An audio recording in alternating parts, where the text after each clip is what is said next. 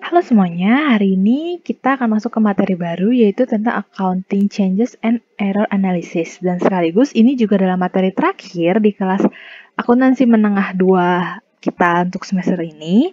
Dan karena ini materinya sebenarnya ya bisa dibilang ini adalah materi kayak lanjutan dari materi kalau kalian ingat mungkin di AD2 yang ada tentang accounting error. Nah, ini tuh kurang lebih kayak gini. Cuman di kelas kita ini kasusnya itu bakal lebih complicated, agak sedikit ribet, tapi sebenarnya pokoknya ini adalah bisa dibilang kumpulan dari seluruh jurnal-jurnal yang mungkin secara random mungkin, jadi kita harus lihat nih ini pencatatannya udah benar belum sih, atau ada yang salah, atau ada yang kurang, atau bagaimana gitu ya. Ini materinya nggak susah kok, jadi sebenarnya mirip-mirip AJP, tapi ini kita lihat di adjust-nya atau diperbaikinya seperti apa, kayak gitu.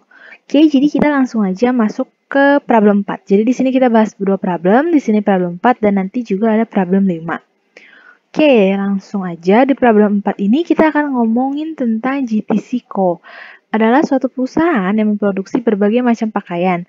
Dalam proses penyusunan laporan keuangan per 31 Desember 2021, belum melakukan tutup buku ditemukannya hal-hal sebagai berikut. Oke, jadi di sini yang perlu kalian garis bawahi juga adalah belum melakukan tutup buku ya. Jadi bisa dibilang di sini semua akun-akunnya ini belum ditutup ke income summary dan nantinya belum ditutup juga ke return earning. Oke? Itu yang penting. Kalau misalnya udah tutup buku, nanti akan jurnalnya agak sedikit berbeda. Tapi karena ini dibilang belum tutup buku, berarti belum ada adjustment income summary ke return earning. Jadi nanti kalau ada perubahan biaya atau apapun, bisa langsung di adjustment ke biayanya.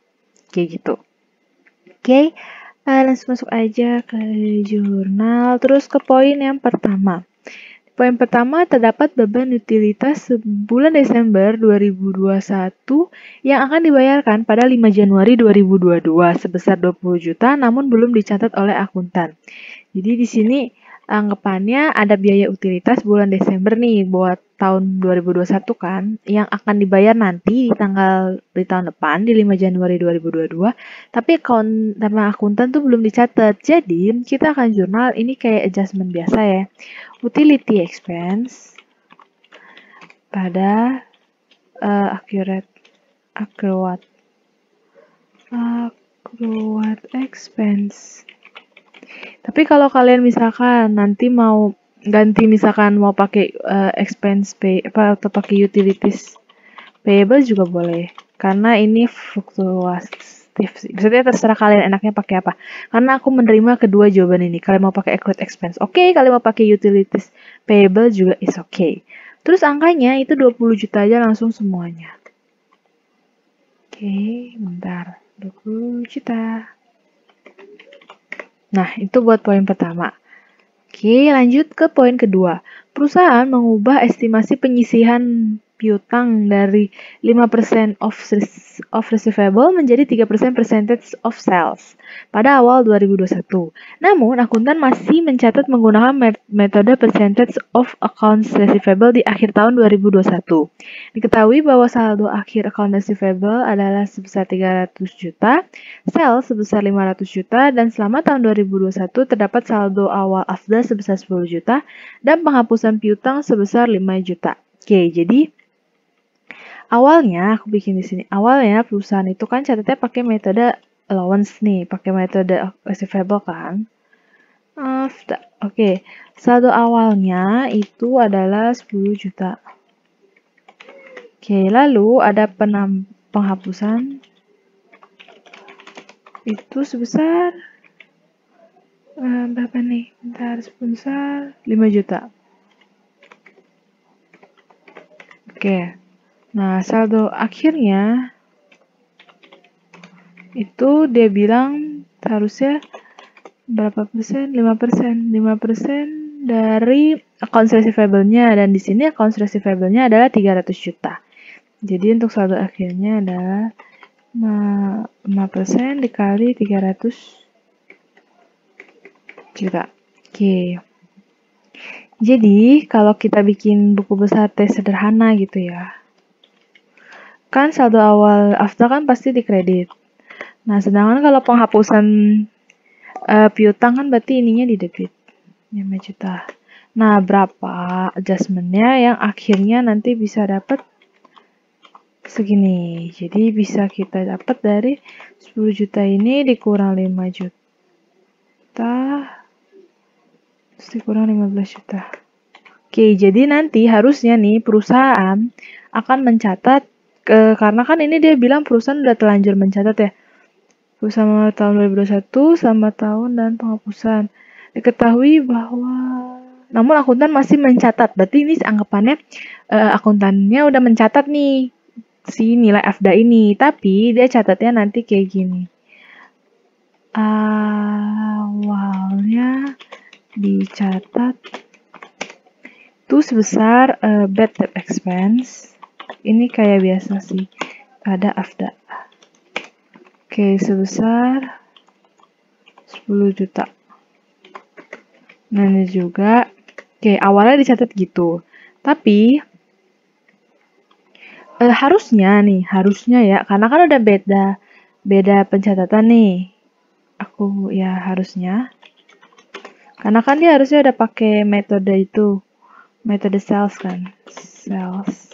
Jadi tinggal bad debt expense pada AFDA itu sebesar 3% dikali sama salesnya. Total sales kita berapa?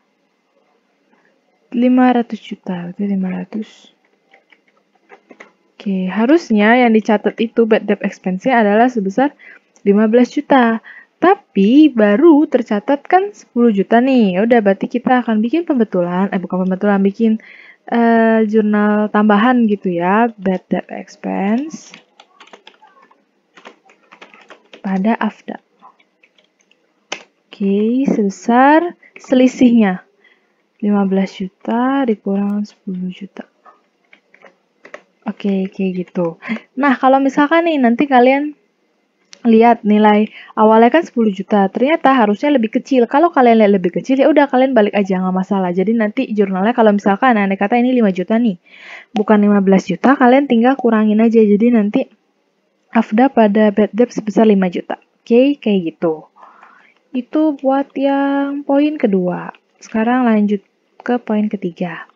Poin ketiga, perusahaan salah mencatat biaya maintenance dan reparasi mesin yang merupakan capital expenditure sebagai beban. Biaya tersebut adalah sebesar 30 juta.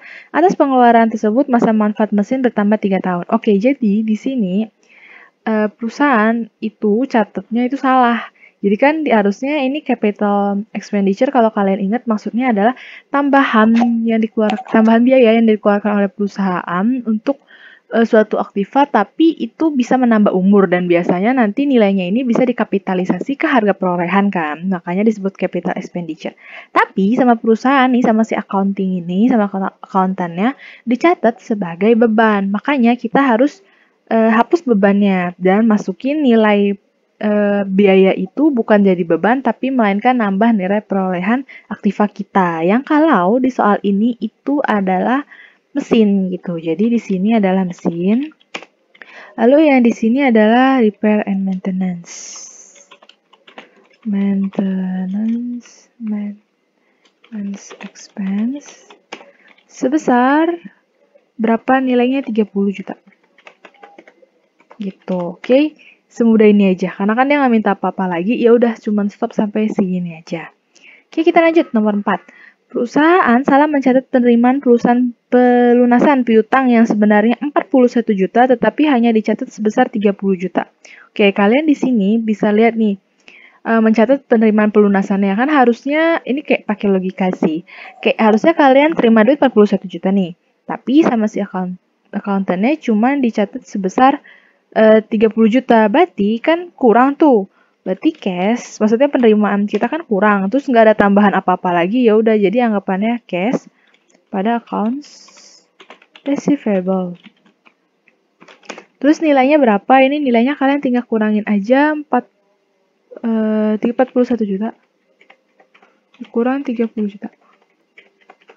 Oke, dan kalau misalkan nanti kalian lihat ternyata pelunasannya lebih kecil dari money yang dicatat, ya tinggal kalian balik aja accounts receivable pada cash. Pokoknya kalau nggak ada tambahan biaya apa-apa, dan itu maksudnya berhubungan dengan penerimaan pengeluaran uang, tapi dia nggak bilang apa-apa, ya udah langsung pakai in cash aja.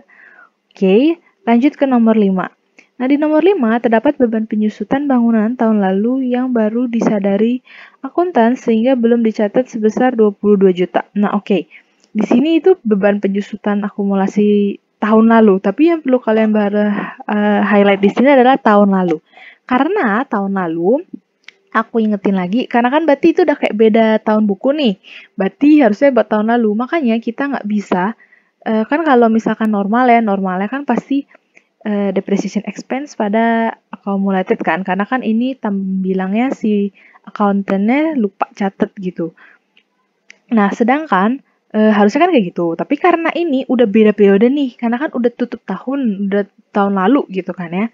Jadi ini ini nggak boleh pakai biaya, nggak boleh pakai biaya, tapi harus pakai returning gitu. Return earning. Maaf ya teman-teman, tadi aku batuk.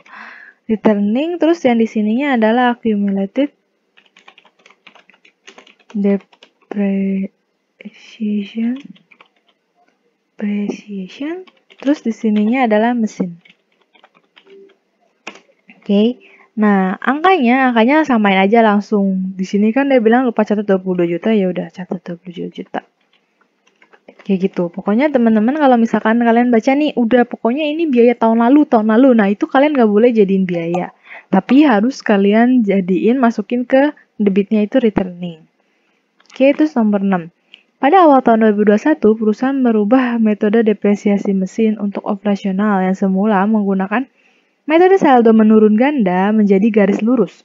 Mesin tersebut dimiliki perusahaan sejak awal tahun 2020 dengan harga perolehan 300 juta, nilai sisa 30 juta, dan memiliki masa manfaat selama 5 tahun. Hingga akhir tahun 2021, perusahaan belum melakukan depresiasi atas penyusutan mesin operasional tersebut. Penyusutan tahun sebelumnya telah dilakukan dengan benar. Oke, jadi di sini kita bisa langsung hitung dulu nih, kita harus cari nilai bukunya dulu. Nilai buku dari si Activa ini. Si mesin ini, karena kan awalnya dia menurun ganda nih. Jadi kita harus cari nilai buku terbarunya, terupdate-nya di awal tahun 2021 itu berapa. Karena kan yang kita tahu di sini itu adalah nilai di tahun 2020 ya, yang sebesar harga perolehannya 300 juta. Oke, jadi kita bisa lihat dulu tahun 2020 berapa. Karena ini menurun ganda gitu kan, jadi 100% dibagi 2 dibagi umur dibagi 5. Dia bilang 5 tahun kan, dan dikali 2. Oke. Jadinya adalah 40%. Lalu nanti kita hitung dulu penyusutan tahun 2020 berapa sih? 300 juta. Nah, inget ya. Ini bener kan ya? Oke. Karena inget ya, karena kan ini nggak pakai double declaring, kan nggak pakai nilai residu. Jadi langsung aja 300 juta. Terus kalian harus juga perhatikan ini sejak awal tahun, karena sejak awal tahun ya udah jadi genep pas 1 tahun.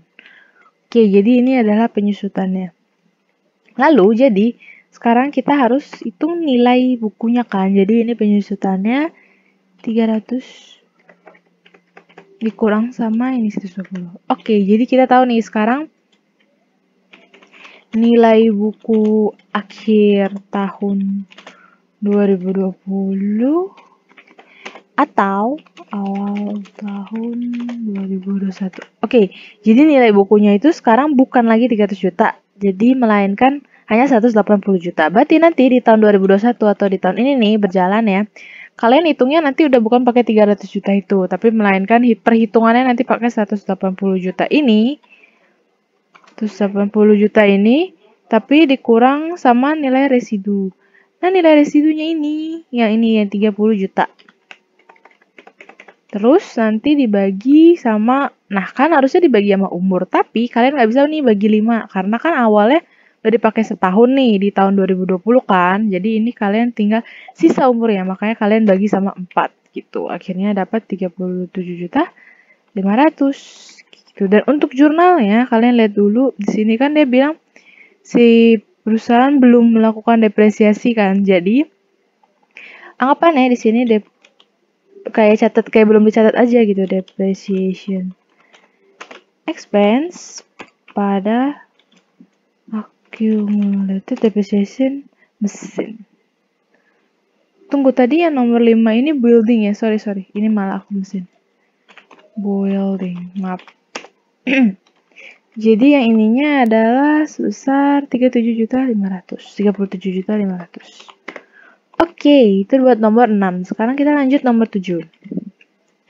Nomor 7, pada 1 Juli 2020, perusahaan membayar kontrak iklan untuk produknya selama 2 tahun sebesar 60 juta.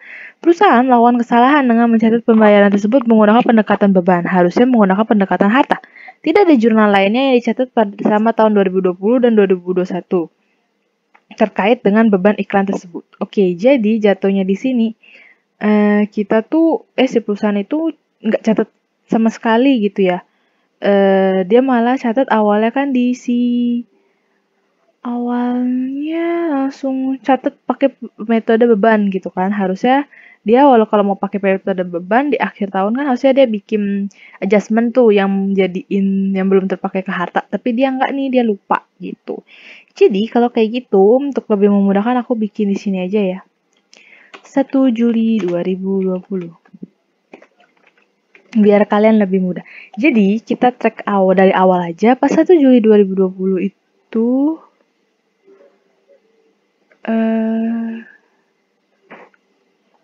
pas 1 Juli 2020 itu dia catatnya awalnya kan adalah prepaid. Oh salah. Dia kan awalnya catat sebentar. Bisa membayar kontrak iklan untuk produknya selama 2 tahun 60 juta.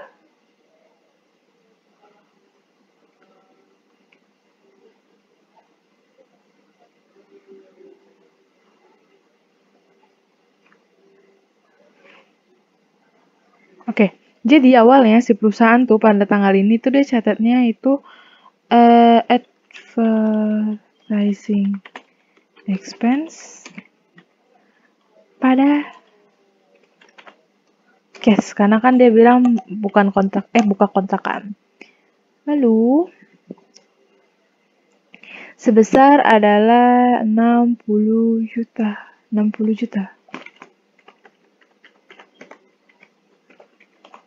Nah, kayak gini harusnya ya.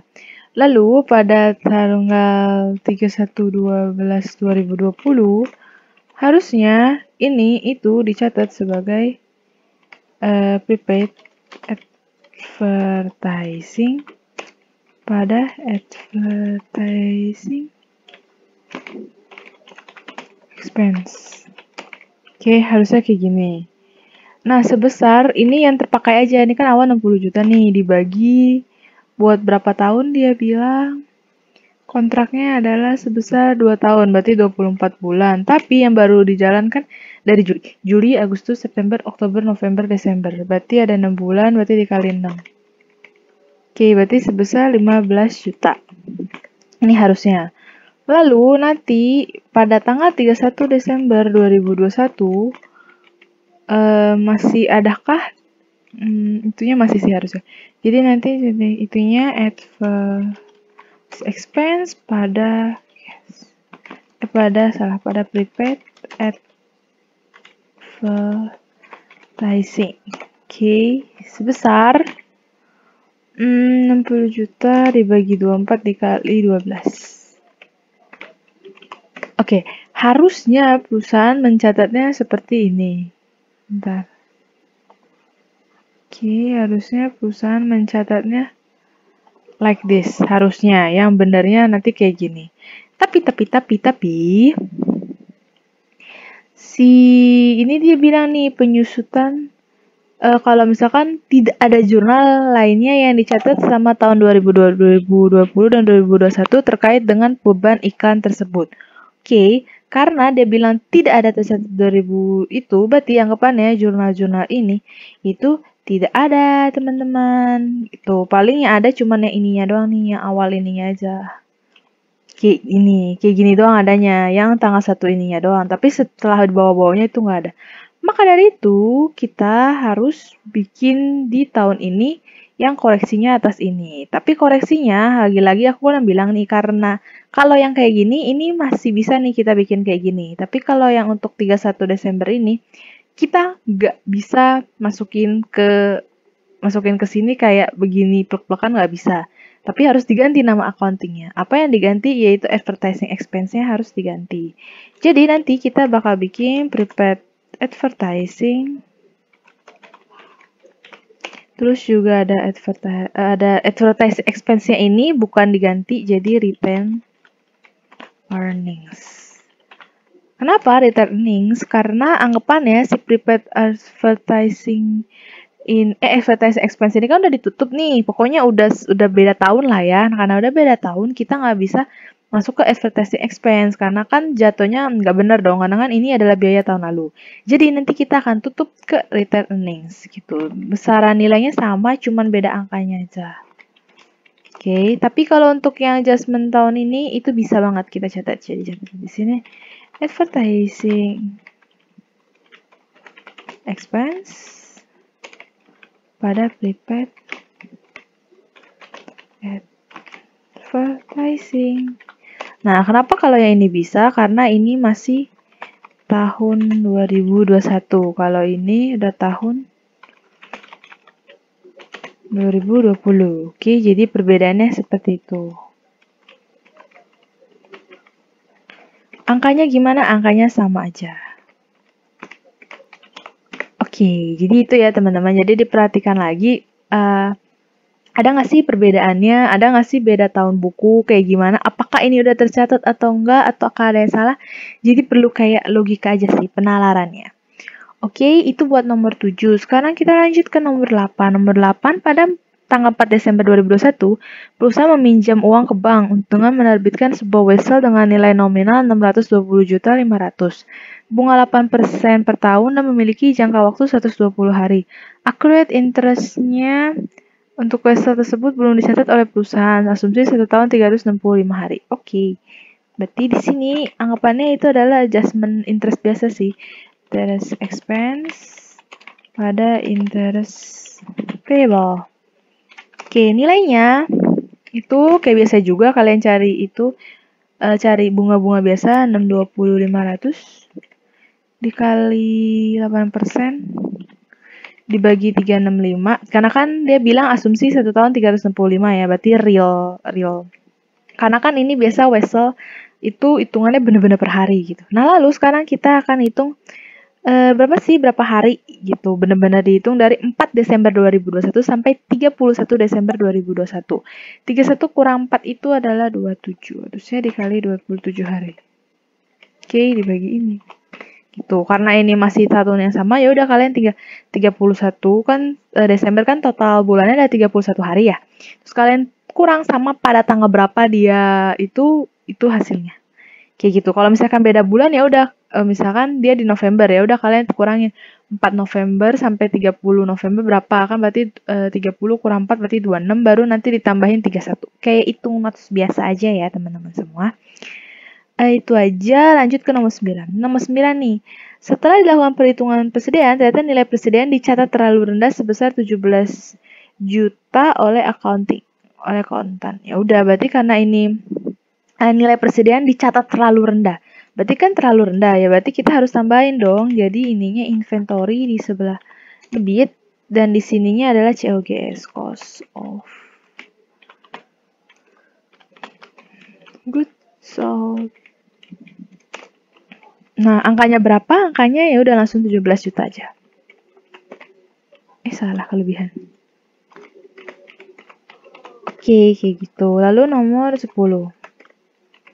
Perusahaan melakukan pembelian kredit sebesar 75.500.000 tetapi dicatat oleh akuntan sebagai penjualan kredit menggunakan metode periodik atau akun purchase. Oke. Jadi di sini anggapannya perusahaan itu harusnya beli barang kredit nih, tapi dia malah catatnya sebagai sales gitu. Jadi penjualan. Jadi kita harus pertama-tama kita harus balikin dulu si akun sales karena kan sebenarnya ada nih penjualan kredit kan. Jadi di sininya adalah sales revenue. sales revenue. Terus di sininya adalah pembelian kredit. Berarti di sininya adalah accounts receivable. Oke, sebesar 75.500. Oke. Lalu ini kan kita udah selesai nih sama itunya apa namanya normalnya, karena penjualannya udah benar, karena udah dihapus gitu ya. Nah sekarang kita catat pembeliannya, pembelian kredit. Karena dia bilang di sini pakai metode periodik, jadi kita pakai purchase, akun purchase, dan di sininya adalah accounts payable. Maaf. Accounts payable. Oke, senilai juga sama 755.500. Kalau misalkan nanti ini adalah pembelian cash, ya udah kalian tinggal ganti accounts payable-nya sebagai cash. Tapi karena di sini bilangnya adalah pembelian kredit, ya udah makanya kita masih pakai accounts payable. Oke, berarti itu udah selesai nih pembahasan untuk problem 4-nya. Gampang kan? Nggak susah banget gitu. Cuma butuh ketelitian. Sekarang kita lanjut dulu ke problem 5. Nah, di problem 5 ini kita udah ganti PT, jadi beralih ke PT Co. PT Co merupakan sebuah perusahaan yang berdiri sejak tahun 2000 dan menjual berbagai peralatan elektronik terkini. Kondisi COVID-19 yang belum juga berada di tahun 2021 membuat PT Co tidak bisa melaksanakan operasional dan administrasi secara maksimal, sehingga memutuskan untuk menyewa jasa pemeriksaan akuntansi dan memeriksa pencatatan yang dimiliki oleh PT Co, sekaligus juga memberikan saran untuk membuat operasional lebih efektif di tahun 2022. Berikut ini merupakan temuan dan juga saran yang diberikan oleh tenaga pemeriksa pada akhir tahun 2021. Oke. Kita bikin jurnalnya. Poin 1. Perusahaan melakukan pembelian tunai pada 11 Oktober 2021 sebesar 115 juta. Akuntan perusahaan mencatat transaksi ini sebagai pembayaran hutang sebesar 151 juta. Perusahaan menggunakan periodik. Oke, pencatatan periodik. Berarti ini salahnya ada double ya. Yang pertama, dia itu salah karena harusnya pembelian tunai, tapi malah dicatat sebagai pembayaran hutang lagi. Terus angkanya salah lagi. Oke, jadi di sini kita harus atau aku bikin kayak gini deh. Dicatat. Biar kalian gak bingung ya, dicatatnya itu sama accountingnya itu adalah pembayaran hutang, berarti accounts payable pada cash. Oke, sebesar 151. Oke, nah sedangkan harusnya itu yang benar itu harusnya nih catatnya adalah pembelian berarti purchase, karena kan dia minta di sini pakai akun periodik ya. Pakai periodik berarti pakai purchase, terus di sininya adalah cash. Bener gak? Bener kan pakai pembelian tunai, benar. Seharusnya sebenarnya 115. Gitu. Harusnya nanti yang kalian bikin adalah yang ini kan adalah yang dicatat dan ini harusnya. Jadi, harusnya nanti nih kalian bikin jurnal ini adalah kebalikan dari accounts payable sama cash ini, kebalikannya karena kan ini sebenarnya nggak ada ya anggapannya. Terus kalian mencatat ini gitu. Jadi kalau kalian udah mungkin udah menangkap nih logikanya, kalian bisa langsung catat aja purchase-nya kan 115 juta nih. Terus accounts payable-nya kan harusnya yang awalnya nggak ada jadi ada nih. Yang awalnya ada jadi nggak ada. Jadi accounts payable. Kok salah. Harusnya yang di sini. Accounts payable-nya kan harusnya ini kan kayak pembayaran hutang nih. Harusnya kan masih ada nih saldo utangnya. Ya udah kalian ambil 191.500. Oke, nanti selisihnya kalian bisa selisihin dari sisi ini sama ini, atau kalian bisa selisihin dari ini sama ini. Sama aja lah ya. Berarti ini kayak debit kreditnya. Ini kan terlihat ya lebih besar sebelah kredit. Kayak gini.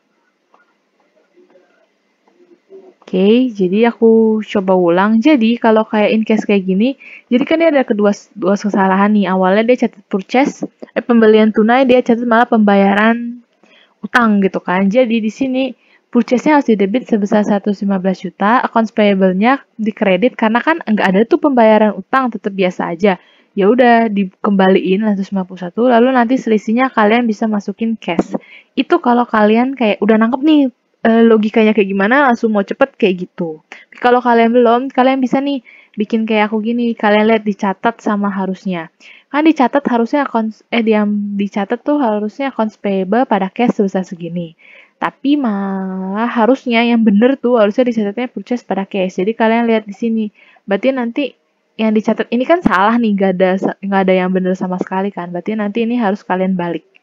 Kayak gitu. Yang ininya kalian balik dan yang ini kalian nanti masukin. Tapi kalau misalkan nanti ujian, aku lebih suka dua kayak gini. Misalkan nanti kalian catatnya kayak cash pada accounts payable, terus nanti baru purchase pada cash, nggak apa-apa, aku tetap benerin. Tapi kalau kalian mau merger kayak gini lebih cepet juga nggak masalah. Oke? Karena itu cuman kayak masalah pemahaman aja. Selama jurnal dan angkanya bener, aku benerin kok. Oke? Lanjut pada tanggal 2. Pada awal tahun 2021, PT Co memutuskan untuk berubah metode depresiasi kendaraan yang awalnya menggunakan metode saldo menurun ganda menjadi metode garis lurus. Kendaraan tersebut diperoleh pada 10 Januari 2019 dengan biaya perolehan sebesar 200 juta dan memiliki masa manfaat 8 tahun dan diperkirakan memiliki nilai sisa sebesar 22.500. Pencatatan beban depresiasi di tahun-tahun sebelumnya telah dilakukan dengan benar dan tidak ada perubahan terkait dengan umur dan nilai sisa kendaraan perusahaan. Oke, sekarang kita bikin nih di sininya lagi-lagi kayak yang di sebelah gitu ya. Yang maksudnya di problem sebelumnya kita harus hitung nilai bukunya dulu.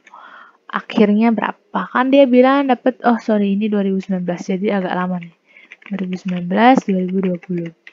Nah, di 2019 dia bilang 100% dibagi umurnya berapa?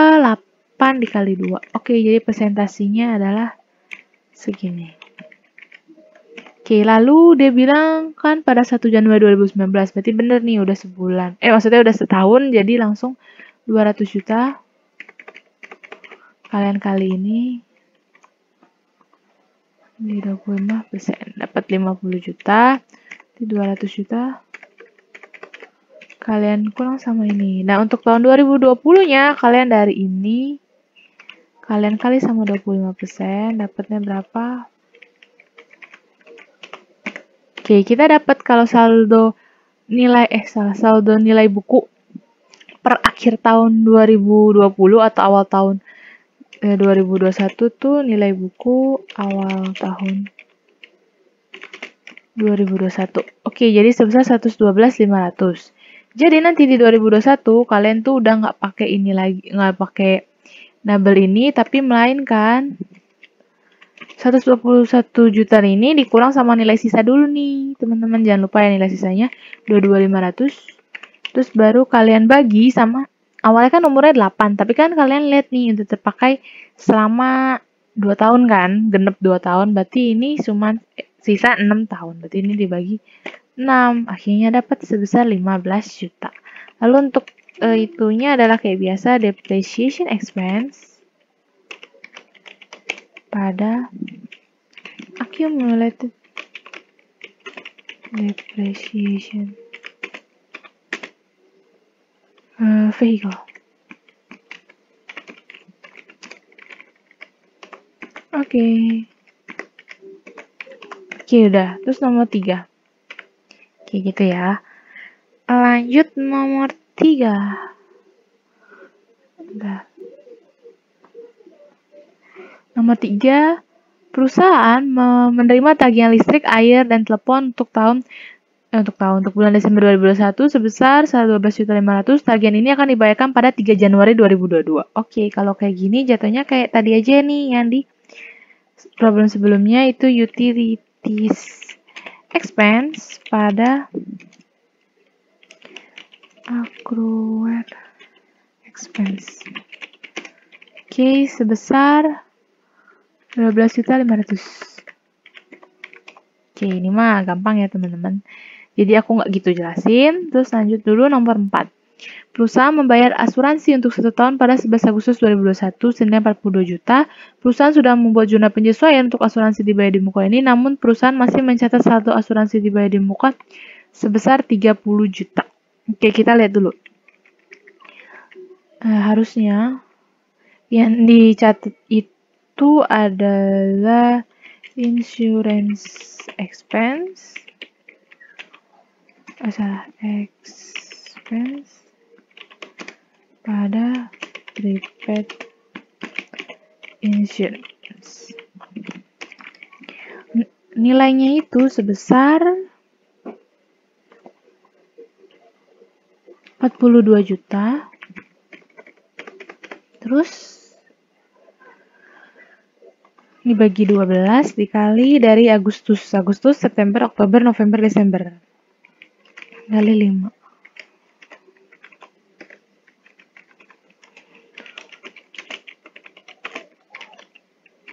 Saldo akhir prepaid insurance-nya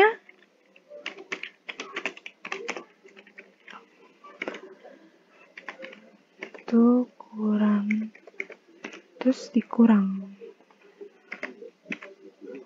Oh, harusnya saldo akhir insurance-nya itu hasilnya 23 juta lebih nih. Tapi sama perusahaan malah dicatat sebesar masih ada sisa saldo 30 juta kan. Iya, berarti si perusahaan ini salah catat. Jadi berarti prepaid insurance-nya itu kedikitan. Oke, karena kalau kayak gitu jatuhnya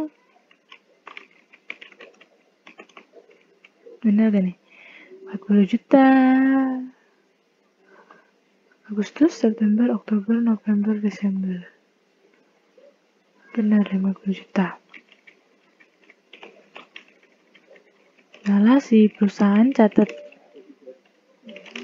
saldo akhir.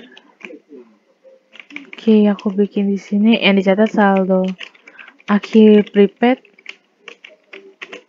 insurance-nya itu yang dicatat sama perusahaan itu adalah 30 juta. Yang berarti pas dia catat ininya adalah sebesar 42 juta kurang 32 juta. Oke, jadi si perusahaan itu kan dia bilang saldo akhir prepaid insurance-nya yang dicatat sama perusahaan kan sebesar 30 juta. Sedangkan berarti nanti si perusahaan catatnya awalnya itu insurance expense-nya cuma 12 juta, tapi harusnya yang benar insurance expense-nya itu 17 juta 500. Berarti kan kurang nih. Kalian bisa tulis di sini, kalian bikin tambahannya insurance expense pada prepaid insurance. Oke, sebesar selisihnya aja, dia kan harusnya 17 juta 500, tapi kalian baru isi 12 juta, jadi dapatnya 5 juta 500, kayak gitu ya. Oke, lanjut, nomor 5. Nomor 5, PT Co melakukan perawatan rutin atas gedung dan kantor yang dimiliki dengan mengeluarkan biaya 2.500.000. Dikarenakan pengeluaran yang tidak material, maka perusahaan memutuskan untuk mencatat biaya ini sebagai revenue expenditure, namun akuntan malah mengkapitalisasi pengeluaran tersebut. Oke, kalau yang sebelumnya itu dia malah yang harusnya capital malah dimasuki revenue, kalau ini terbalik. Ya udah, jadi kita langsung masuk jadiin biaya aja, jadi repair and maintenance expense. Terus di sininya adalah nama aktifanya yang di sini adalah building. Sebesar 2.500.000. Oke, kayak gitu aja. Lanjut nomor 6. Perusahaan memutuskan untuk mengubah metode penyisihan piutang dari 9% of sales menjadi 5% of receivable pada tahun 2021. Dikarenakan perubahan yang belum diinformasikan, akuntan masih mencatat penyisihan kerugian piutang menggunakan metode yang lama. Diketahui bahwa saldo akhir account receivable 750 juta, sales 900 juta, perusahaan yang memiliki saldo awal AFDA sebesar 10 juta, dan terjadi penghapusan piutang sebesar 9 juta. Oke, ini tuh cara-caranya agak mirip sama yang itu ya, yang di problem sebelumnya. Bikin, atau aku langsung bikin itu deh. Buku sederhana. AFDA. Oke, nah awalnya kan dia bilang itu punya 10 juta. Oke, lalu di endingnya, dia bilang ada penghapusan sebesar 9 juta. Nah, ini yang harus di adjustment, nggak tahu berapa, tapi dia saldo endingnya harusnya itu 5% dari receivable, 5% dikali berapa? Receivable-nya 750 juta. Oke, harusnya 37.500 nih. Berarti sama dengan ininya adalah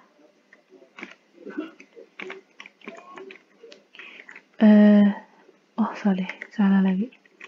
Ini 10 juta. Ini 10 juta, berarti ini dikurang ini, dikurang ini. Sebesar 36.500. Dia catatnya sebesar 36.500. Tapi harusnya si perusahaan itu cuman mencatat bad debt expense pada AF. Harusnya itu sebesar 9%. Karena tahun ini berubah ya, jadi dikali salesnya itu sebesar 900 juta. Oke, sebesar segini. Oke, harusnya dicatat sebesar 81.500. Berarti kan kurang nih. Berarti kita bisa catat tambahannya bad debt expense pada AFDA. Sebesar selisihnya aja. 44.500. Kayak gitu. Oke, jadi yang pertama kalian cari dulu nih AFDA-nya berapa. Nih, kan 30.600 nih berarti yang dicatat perusahaan. Tapi harusnya yang dicatat adalah 81 juta. Kayak gitu. Jadi kalian tinggal selisihin. Oke. Lanjut ke nomor 7. Nomor 7, perusahaan memiliki lisensi dengan jangka waktu 5 tahun yang diperoleh pada awal tahun 2018 dengan biaya 80 juta. Pada penyesuaian tahun 2021, akuntan telah menyusutkan lisensi tersebut dengan mendebitkan beban penyusutan dan mengkreditkan paten senilai 4 juta. Oke, di sini itu salah karena kan yang pertama harusnya yang dikredit adalah license, tapi yang dicatat malah si paten. Jadi di sini gimana ya? Aku mundurin aja deh. Inilah ya buat poin 7. Jadi di sini harusnya si perusahaan itu catatnya si perusahaan malah catatnya si patent pada amortization expense. Amortization expense pada patent sebesar 4 juta. Oke, kelebihannya.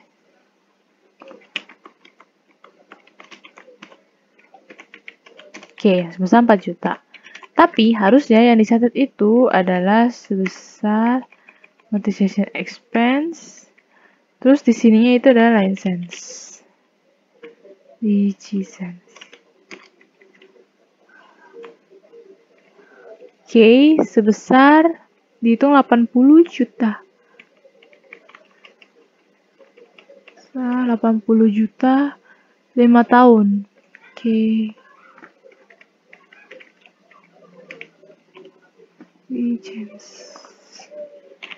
Oke, 80 juta bagi 5 tahun. Nah, harusnya itu sebesar segini nih, tapi malah salah perusahaan dicatatnya malah dia salah lagi loh. Dia mencatatnya bukan amortization expense ya teman-teman. Dia bilang sini menyusutkan lisensi ini dengan mendebit. Oh my god, di sininya malah depreciation expense. Bukannya amortization tapi dia depreciation expense pada patent. Padahal harusnya di sini amortization expense. Nah, kayak gini harusnya yang benar. Jadi untuk jurnal ya kita bisa catat aja. Ini berarti yang salah itu harus dibalik ya. Jadi di sini patent nambah, terus di sini depreciation expense-nya berkurang sebesar 4 juta. Oke, lalu di sininya adalah amortization expense Terus di sininya adalah license. Sebesar nilai 16 juta ini. Oke, jadi nanti kalian akan bikin 2 jurnal kayak gini ya. Oke, lanjut ke nomor 8. Nomor 8, perusahaan membeli perlengkapan pada 1 Januari 2021 sebesar 25 juta. Pada akhir tahun, perlengkapan tersebut tinggal tersisa 2 juta. Akuntan keliru dalam mengklasifikasi perlengkapan menjadi peralatan, sehingga pencatat pembelian pada 1 Januari 2020 sebagai peralatan yang telah disusutkan dengan metode garis lurus dengan umur ekonomis 5 tahun. Tenaga pemeriksa menyadari kesalahan ini dan meminta pemeriksaan untuk melakukan koreksi. Oke, jadi yang pertama, jadi kita bikin dulu. Yang perusahaan catat itu harus, malah si perusahaan catat itu malah equipment pada cash. Pada supplies. Bukan, dia malah mencatat ininya 25 juta.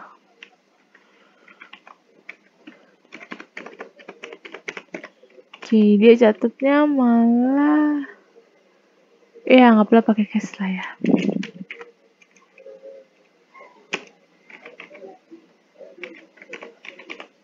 Kayak gini. Oke, awalnya.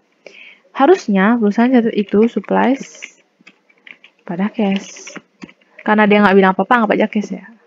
Dia tuh, nah yang masalahnya ini adalah si equipment sama supplies ini nih, akun-akun 2 ini nih. Ini yang masalah.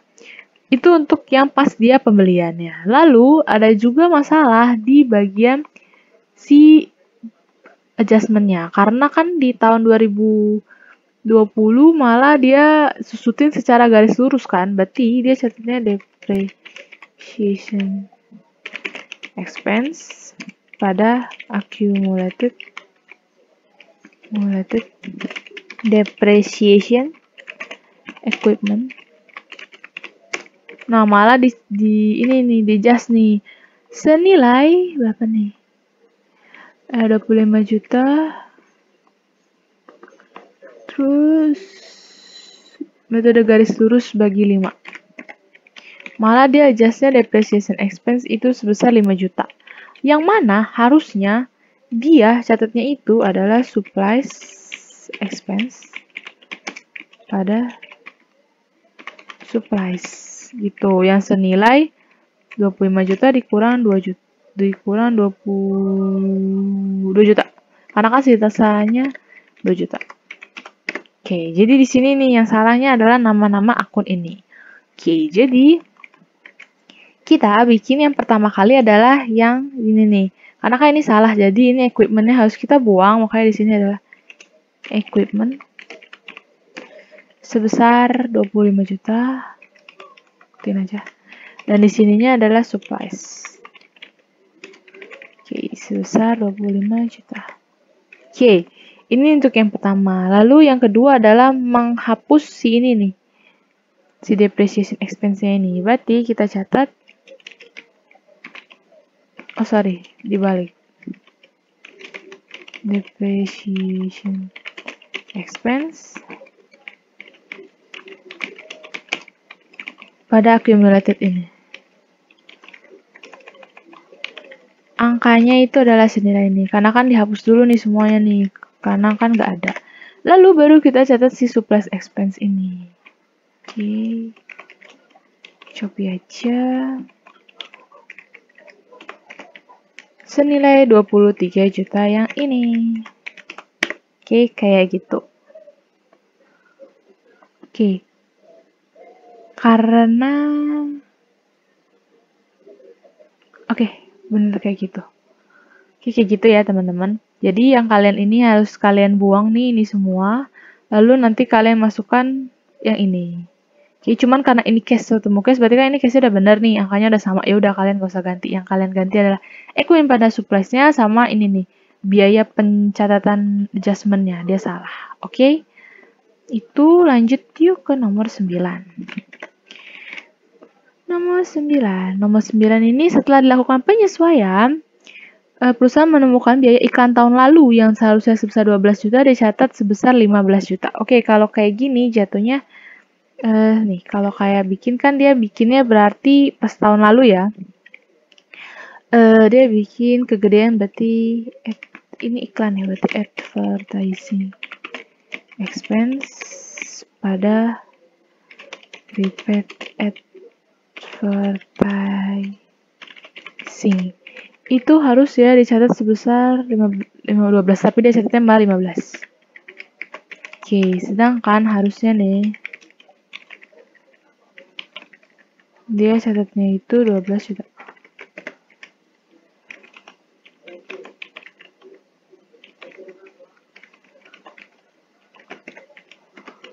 Oke, harusnya segini, tapi kan dia malah catat 15 juta. Berarti kan kayak kegedean gitu dong. Nah, kalian kan ini angkanya beda. Jadi, kalian bisa catat di sini prepaid advertising itu di debit, teman-teman. Di debit sebesar berapa selisihnya aja. Kan awalnya dia catat 15 juta nih, tapi sebenarnya yang kepotong beneran tuh cuman 12 juta, berarti masih ada 3 juta. Tapi di sebelah sininya ingat, harusnya kan kalau kalian di sini ya udah pakai advertising expense aja. Iya, kalau di tahun yang sama. Tapi kalau kalian lihat di sini dia bilang perusahaan menukar biaya iklan tahun lalu. Oke, karena tahun lalu berarti di sininya adalah retained earnings. Oke. Jadi kalian nggak bisa nih pakai advertising expense karena ini lagi-lagi tahun lalu. Tapi kalau misalkan kalian bilang biaya tahun ini, yes, kalian bisa langsung pakai advertising expense saja. Oke, lanjut nomor 10. Nomor 10, perusahaan memberikan garansi untuk tiap produk yang dijual dengan mengestimasikan 5.000 produk akan diklaim garansi. Berdasarkan taksiran perusahaan, setiap klaim garansi akan mengeluarkan biaya 2.500.000 sampai akhir tahun sudah ada 80% yang diklaim oleh pelanggan. Oke, jadi ini ceritanya anggapannya warranty pas di Inter 1 nih kayaknya. Jadi ini kita catat aja warranty expense pada cash. Karena dia nggak bilang apa-apa di sini, jadi anggapan ini transaksi nomor 10 ini belum dicatat sama sekali. Oke, sebesar kita hitung dulu berapa. Dia bilang menghasilkan 5.000. Terus dikali 2.500.000. Oke. Oke, tapi dia bilang sampai akhir tahun yang sudah diklaim itu kan sebesar 80%. Berarti dikali 80%. Nya sebesar segini. Oke, jadi caranya kalian bisa kali yang estimasinya berapa, kalian kali biayanya, terus kalian kali berapa presentasi yang memang benar-benar diklaim. Kenapa benar-benar diklaim? Karena kreditnya kan sebelah cash. Berarti ini anggapannya benar-benar dibayarin nih sama perusahaan itu berapa. Gitu. Sisanya adalah warranty expense pada ini buat tahun depan. Warranty liability itu adalah sisanya sama kayak ini. Cuman kan kalau yang ini kan yang udah terpakai ya 80% gitu. Kalau yang ini itu bukan yang terpakai tapi yang melainkan yang belum diklaim yaitu sisanya sebesar 20%. Kayak gitu. Terus buat jurnal penyesuaian. Oke, berarti untuk jurnal di problem 5 juga udah selesai. Berarti emang materi hari ini tuh emang nggak gitu panjang, cuman butuh ketelitian aja. Oke. Itu aja pembahasan kita hari ini. Kalau misalnya kalian ada yang masih bingung, silakan tanya aku di meeting chat atau pakai WA atau pakai WA, pakai Line atau apapun. Oke, thank you semuanya.